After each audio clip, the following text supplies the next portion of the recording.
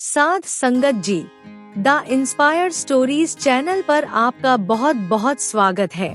Video शुरू करने से पहले कृपया आप मेरे चैनल को सब्सक्राइब जरूर करें और साथ में बेल आइकन को भी दबा दें ताकि मेरे नए वीडियो का नोटिफिकेशन आपको मिल जाए। और अगर वीडियो अच्छा लगे तो कृपया लाइक, कमेंट और ज्यादा से ज्यादा शेयर करें। अब देर न करते हुए आज की साखी शुरू करते हैं। साध संगत जी, हिंदू धर्म में करवा चौथ रखने की परंपरा बहुत पुरानी है। इसमें औरतें अपने पति की लंबी उम्र के लिए करवा चौथ का व्रत रखती हैं। उनका मानना है कि ये व्रत रखने से उनके पति की उम्र लंबी हो जाएगी। सिख धर्म में करवा चौथ के बारे में क्या कहा गया है और सिखों के गुरु इसके बारे में क्या कहते हैं, आज हम इसके बारे में बात करेंगे। साध संगत जी, सिख धर्म में करवा चौथ को सिरे से नकार दिया गया है।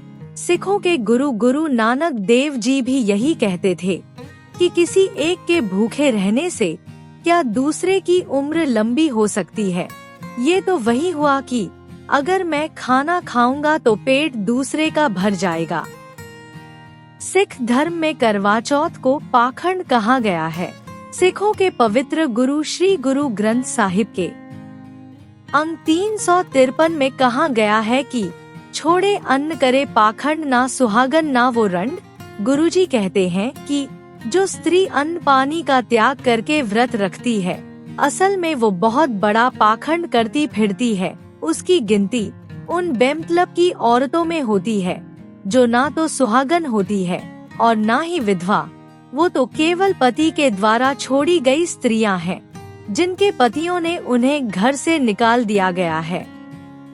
श्री गुरु ग्रंथ साहिब के अंग 1370 में श्लोक 108 में साफ तौर पर लिखा है कि कबीर हरि का सिमरन छड़ के अहोई राखे नार, गद्दाई होई के आवतरे भार सहे मंचार। भगत कबीर जी ने अपने श्लोक में कहा है कि जो मूर्ख स्त्री प्रभु का सुमरन छोड़कर व्रत रखकर झूठ पाखंड करती फिरती है, उसका अगला जन्म गधी का होता है और फिर धोबी उससे रोज बोझा उठवाता है। कहने का मतलब ये है कि उन स्त्रियों को चाहिए था कि रोज ईश्वर को याद करने के लिए बैठ जाती, उस प्रभु के नाम के सुमरन को पीती, पर वो तो ईश्वर का सुमरन छोड़कर पंडितों के बताए हुए वहमों भरमों में पड़कर व्रत रखती फिरती है। व्रत के बारे में एक साखी है, आइए उसे प्रेम प्यार से श्रवण करें। आज के समय में ज्यादातर लोग व्रत में बहुत विश्वास रखते हैं। क्या व्रत रखने से उन्हें कोई फायदा होता है या नहीं? व्रत के बारे में गुरु नानक देव जी के क्या विचार हैं और श्री गुरु ग्रंथ साहिब में इसके बारे में क्या लिखा है? अगर आप ये सब कुछ जानना चाहते हैं तो कृपया वीडियो में अंत तक बने रहे। अब शुरू करते हैं। एक बार की बात है, श्री गुरु नानक देव जी भाई मर्दाना के साथ सिरसा शहर में जा पहुँचे। उस समय वहाँ पर मुसलमानों का मेला चल रहा था। जब गुरु नानक देव जी सिरसा पहुँचे तो उनका पहनावा बड़ा अजीब था।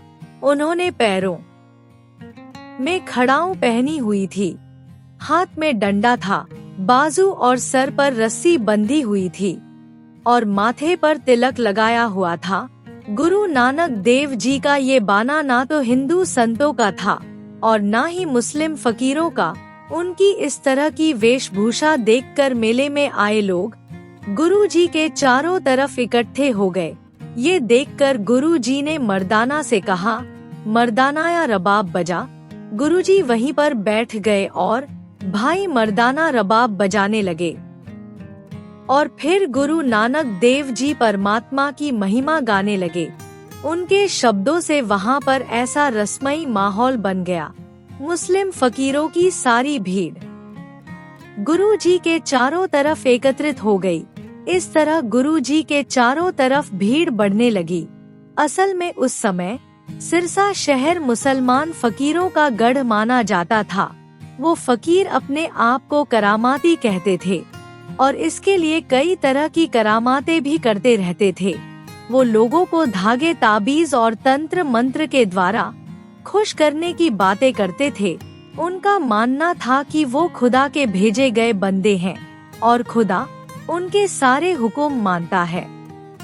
इस तरह सिरसा शहर में पाखंड और झूठ का बोलबाला था। गुरुजी के सामने इतनी सारी भीड़ देखकर पीरों के मुखी पीर बहावल और ख्वाजा अब्दुल बड़े गुस्से में गुरुजी के पास पहुँचे। गुरुजी की अजीब वेशभूषा और दिल को छू लेने वाले माहौल को देखकर हिंदू साधु संत भी वहां आ पहुँचे। उस समय गुरु नानक देव जी ने लोगों को उपदेश दिया कि हमें खुदा को हर समय याद रखना चाहिए और सभी मनुष्यों के साथ मोहब्बत, नेकी और उनकी सेवा करनी चाहिए। झूठ और पाखंड करके किसी को लूटना नहीं चाहिए। गुरु जी ने फरमाया, जो लोग जगत में दूसरों को धोखा देते हैं, परमात्मा के घर में उसे भी धोखा ही मिलता है। परमात्मा उन्हें नरकों की जलती आग में फेंककर उन्हें कठोर सजा देता है। गुरु जी के मुख से निकले उपदेश को सुनकर वहां खड़े मुस्लिम और हिंदू साधु संत गुस्से में चिढ़कर गुरुजी से बोले, तुम हमें ये बताओ कि तुम हो कौन और यहाँ क्या करने आए हो। गुरु जी ने उनकी बात सुनकर कहा, ना तो मैं हिंदू हूँ और ना ही मुसलमान, मैं तो केवल परमात्मा की बंदगी करने आया हूँ।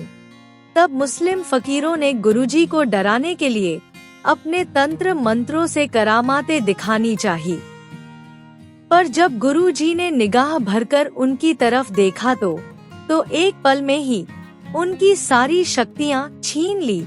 ये सब देखने के बाद भी उनका अहंकार कम नहीं हुआ। फिर पीरों का मुखी पीर बहावल गुरुजी से बोला, जो कुछ तुमने कहा है हम तुमसे उस बारे में चर्चा करना चाहते हैं। तुम तो बहुत बड़े फकीर बनकर लोगों को उपदेश दे रहे हो, इसलिए हम तुमसे पूछना चाहते हैं कि आखिर तुमने कौन सी तपस्या, कौन सी योग साधना की है जिसके कारण तुम्हें शक्तियाँ प्राप्त हुई। गुरु जी ने उसकी बात सुनकर कहा, पहले तुम शांत हो जाओ, क्योंकि फकीरों को क्रोध शोभा नहीं देता। फिर गुरुजी उसके बाद बोले, मैं तो केवल वही करता हूँ जो निरंकार मुझे करने का आदेश देता है। मैं कोई योग तपस्या नहीं करता। गुरु जी की बात सुनकर साधु संत और फकीर उनका मजाक उड़ाते हुए बोले, अगर संसार में साधु संत ही योग और तपस्या नहीं करेंगे तो ये संसार खत्म हो जाएगा। गुरु जी ने उसकी बात सुनकर कहा, तुम लोग क्या समझते हो कि घोर तपस्या और तरह तरह की कठिन यातनाएं सहन करके ही परमात्मा मिलता है। गुरु जी ने कहा, मनुष्य अच्छे कर्म करे, ईश्वर का सच्चे मन से सिमरण करे, किसी मनुष्य का दिल ना दुखाए, तभी परमात्मा को पाया जा सकता है। गुरु जी की बात सुनकर पीर बहावल बोला, जो लोग जप तप नहीं कर सकते, महीना भर व्रत नहीं रख सकते, वही लोग तुम जैसी बातें करते हैं। फिर वो गुरु जी से कहने लगा, क्या तुमने कभी व्रत रखा है? गुरु जी ने उसकी बात सुनकर कहा, मैं इन बातों को नहीं मानता, मेरा इन बातों में बिल्कुल भी विश्वास नहीं है। गुरु जी की बात सुनकर फिर साधु बोले, अगर तुमने कभी व्रत ही नहीं किया, तपस्या ही नहीं की, तो फिर तुम कैसे लोगों को उपदेश दे सकते हो कि कौन सा रास्ता ईश्वर की तरफ जाता है और कौन सा नहीं। फिर साधुओं और फकीरों ने गुरु जी की परीक्षा लेनी चाहिए और बोले, तुम 40 दिनों तक हमारे साथ व्रत रख कर दिखाओ, तब तुम्हें पता चलेगा कि इंद्रियों को मारकर भूख कैसे सहन की जाती है और फिर कैसे व्रत के तप के द्वारा परमात्मा को हासिल किया जाता है। फिर वह गुरु जी से बोले, याद रखना, तुम्हें भी 40 दिनों तक हमारी तरह कुछ भी नहीं खाना पीना, सिर्फ एक जौ का दाना और एक कटोरी पानी व्रत में रोज ग्रहण करना है। अगर तुमने ये सब कर लिया तो उसके बाद तुम हमें अपना ज्ञान देना। ये देखकर भाई मर्दाना ने गुरुजी से कहा, गुरुजी आपकी बातों का इन पर बिल्कुल भी असर नहीं हुआ। मर्दाना की बात सुनकर गुरुजी ने कहा, अगर कीचड़ से किसी को बाहर निकालना हो तो हमें भी कीचड़ में उतरना पड़ेगा। कहते हैं गुरु नानक देव जी ने तब उनका अभियान तोड़ने के लिए और उनको सही रास्ता दिखाने के लिए 40 दिनों तक व्रत रखने के लिए तैयार हो गए। गुरु जी के कमरे में 40 जौ के दाने और 40 कटोरी पानी रख दिया गया, पर गुरु जी ने व्रत के दौरान 40 दिनों तक न तो जौ के दाने को हाथ लगाया और न ही उनका दिया पानी पिया, जबकि पंडितों और फकीरों ने जौ के दाने भी खाए और 40 दिनों तक पानी भी पिया। 40 दिनों के बाद जब पीर और साधु अपने कमरे से बाहर निकले तो भूख प्यास के कारण उनका शरीर बहुत कमजोर हो गया था। और उधर दूसरी तरफ जब गुरु नानक देव जी कमरे से बाहर आए तो सब उनको देखकर चकित रह गए, क्योंकि गुरु जी के मुखमंडल पर बहुत तेज था। ये चमत्कार देखकर एक साधु बोला, तुम इस तरह चुस्त और तंदुरुस्त कैसे नजर आ रहे हो? तुम्हारे शरीर पर तो भूखे रहने का कोई असर ही नजर नहीं आ रहा, जबकि हम लोगों का तो भूख के कारण बुरा हाल हो गया है। गुरुजी उनकी बात सुनकर मुस्कुराए और बोले, तुम सब लोगों का शरीर इसलिए कमजोर हुआ क्योंकि तुम लोगों का दिलो दिमाग हर समय व्रत के दौरान खाने के बारे में ही सोच रहा था, परंतु तुमने जिद करके अपने दिलो दिमाग की नहीं सुनी। तुमने 40 दिनों तक कुछ भी नहीं खाया, पर मन और दिमाग से तुमने हर वक्त भोजन किया। परमात्मा की भक्ति में ध्यान न लगाकर तुम सब लोग केवल भोजन के बारे में ही सोचते रह गए। इसके विपरीत मैंने व्रत के समय केवल परमात्मा को याद किया और किसी भी ख्याल को अपने ऊपर हावी नहीं होने दिया।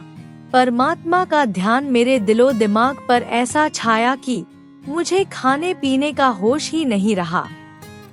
इसलिए मैं तुम्हें कह रहा हूँ कि जबरदस्ती किया गया काम कभी फलदायी नहीं हो सकता, बल्कि दिल से की गई पल भर की भक्ति ही ऐसे हजारों व्रत पर भारी होती है। इसलिए तुम ये सब पाखंड को छोड़ दो और प्रभु भक्ति में अपना ध्यान लगाओ और मनुष्यों की सेवा करो। गुरु जी की ऐसी बातें सुनकर सभी पीरों, फकीरों और साधुओं की नजरें शर्म से झुक गई और फिर उन्होंने गुरु जी के पैरों में गिरकर माफी मांगी और बोले, गुरु जी आप सच में फरिश्ता हो, आप खुद के सच्चे बंदे हो। दोस्तों, ये सारी घटना हरियाणा के सिरसा शहर में घटी थी। वहाँ पर आजकल गुरुद्वारा चिल्ला साहिब स्थित है।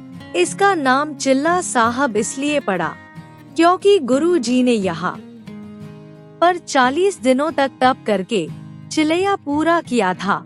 श्री गुरु नानक देव जी ने इस साखी से हमको समझाया है कि अपने शरीर को भूखा रखकर, कष्ट देकर, बिना कुछ खाए पिए परमात्मा कभी खुश नहीं होता। श्री गुरु ग्रंथ साहिब में भी व्रत रखने का जोरदार खंडन किया गया है। जैसे कि गुरबाणी में कहा गया है कि छोड़े अन्न करे पाखंड, ना सुहागन ना हो रंड। इसका मतलब ये है कि जो लोग अन्न छोड़कर व्रत रखते हैं वो असल में पाखंड करते हैं।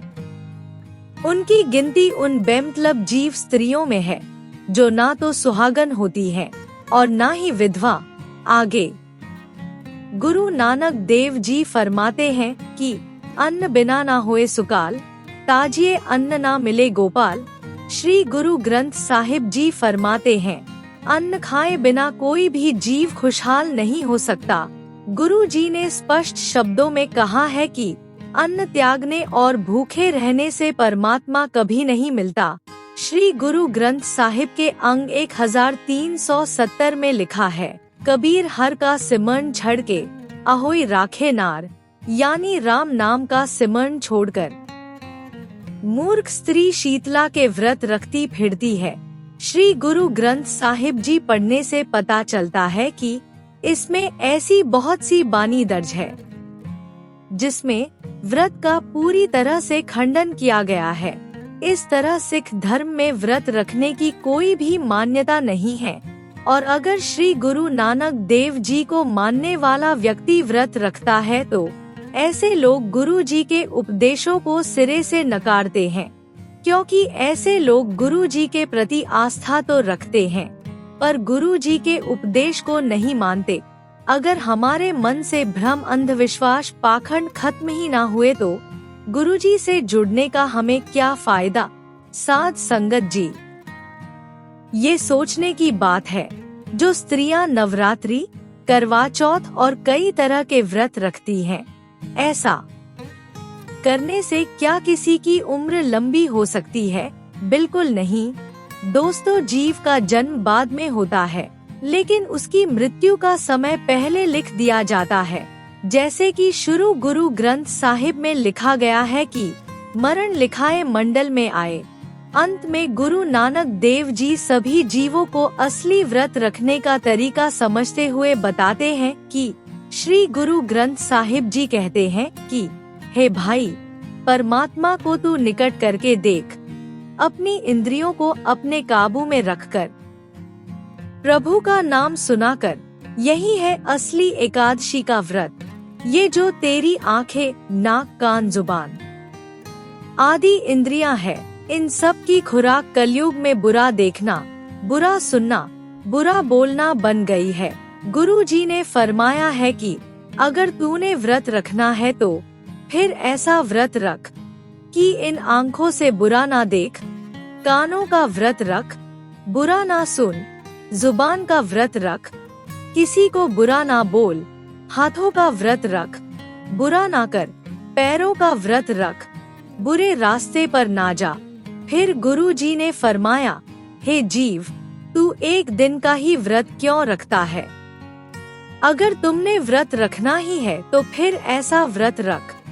फिर गुरुजी असली व्रत की विधि को बताते हुए कहते हैं, इंद्री बस कर सुनो हर नाम, परमात्मा का नाम अपने हृदय में लेकर जा। बुरी चीजों का व्रत रख, यानी बुरी चीजों को अपने अंदर ना जाने दे। ना बुरा सुन, ना बुरा देखा, ना बुरा बोल और ना ही बुरा कर।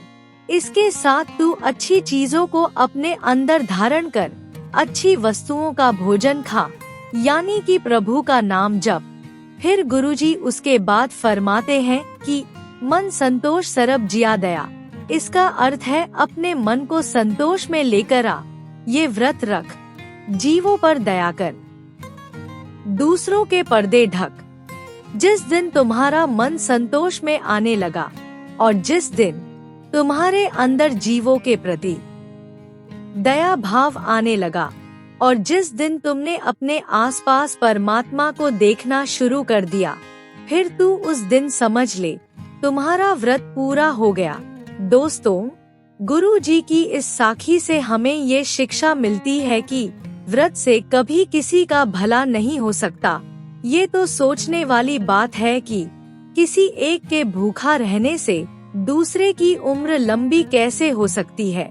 ये तो पंडितों के बनाए हुए पाखंड हैं, जिससे मनुष्य का कभी भला नहीं हो सकता। अगर हम भी व्रत रखना चाहते हैं तो श्री गुरु नानक देव जी द्वारा बताए गए व्रत का पालन करें, ताकि हमारा यहाँ भी भला हो सके और मरने के बाद भी हमें परमात्मा के घर जगह मिल सके। साथ संगत जी, अगर आपको ये साखी अच्छी लगी हो तो कृपया चैनल को सब्सक्राइब करें। आपके प्यार और स्नेह के लिए बहुत बहुत धन्यवाद।